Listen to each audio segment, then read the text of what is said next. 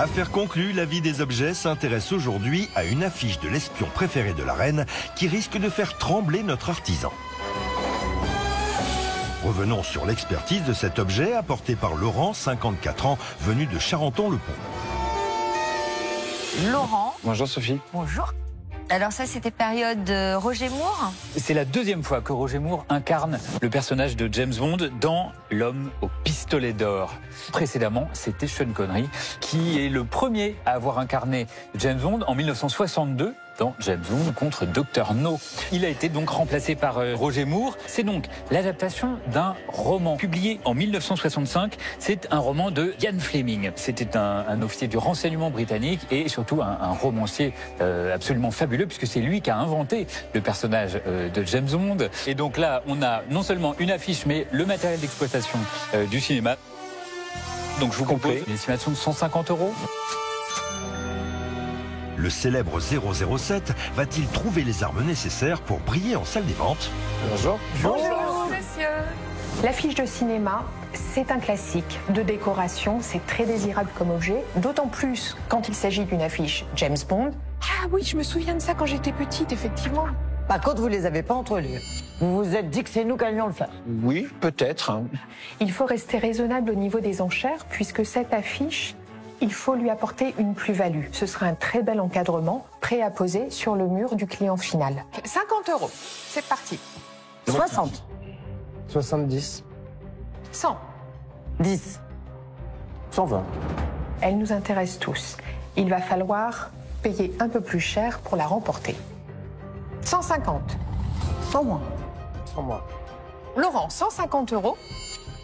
Est-ce que ça vous paraît sympa comme prix? J'en espérais 200.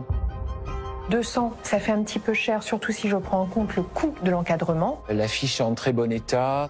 Elle n'est pas entoilée. Elle n'est pas entoilée, mais C'est elle est... 140 € de plus pour l'entoiler. Non, on trouve moins cher dans l'entoilage. Alors, rien que pour vos yeux, Oh, joli. 170 €. Mais ce sera mon dernier prix. 200, non? Allez, 180.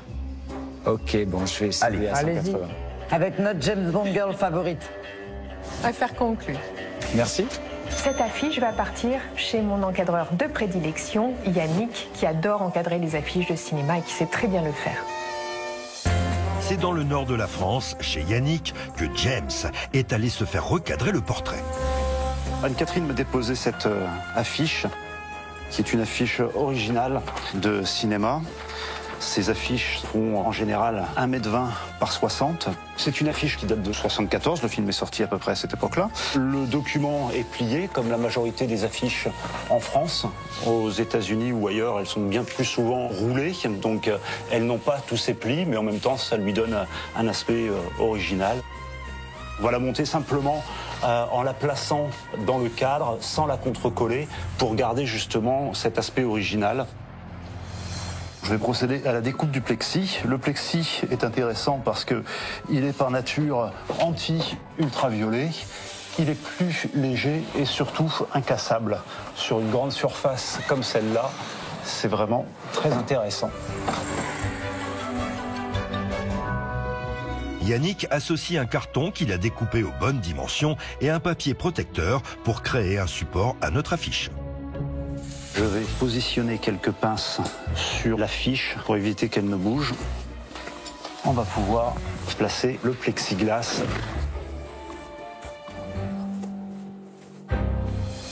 Pour réaliser l'encadrement de l'affiche, puisqu'il s'agit de l'homme au pistolet d'or, nous avons choisi, bien évidemment, une baguette dorée. Je vais entamer la baguette pour avoir mon premier onglet.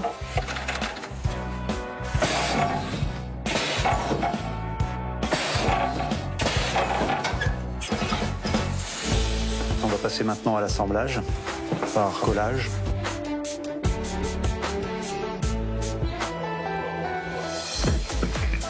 Là, je vais mettre le cadre sous presse le temps du séchage de la colle. C'est bien tendu. Le cadre est accordé. On va le laisser sécher comme ça 20 à 30 minutes. Le cadre est sec.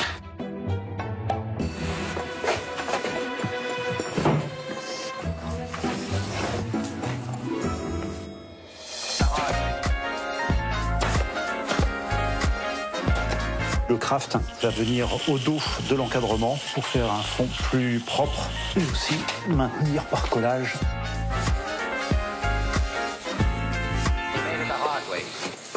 Maintenant que le fond du cadre est crafté, je vais positionner des équerres métalliques dans chaque angle pour renforcer la structure de l'encadrement. On va maintenant procéder à la fixation des attaches. Plutôt que d'avoir un accrochage sur 2 points, sur un cadre aussi large que celui-là, on aura simplement besoin d'une vis dans le mur, d'un piton pour accrocher le cadre.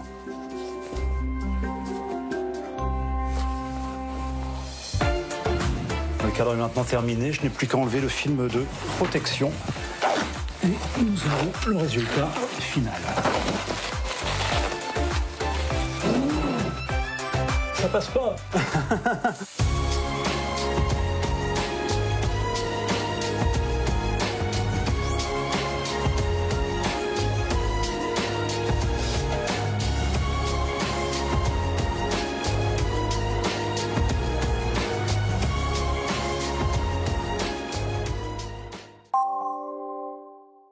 Partout en France, vous avez regardé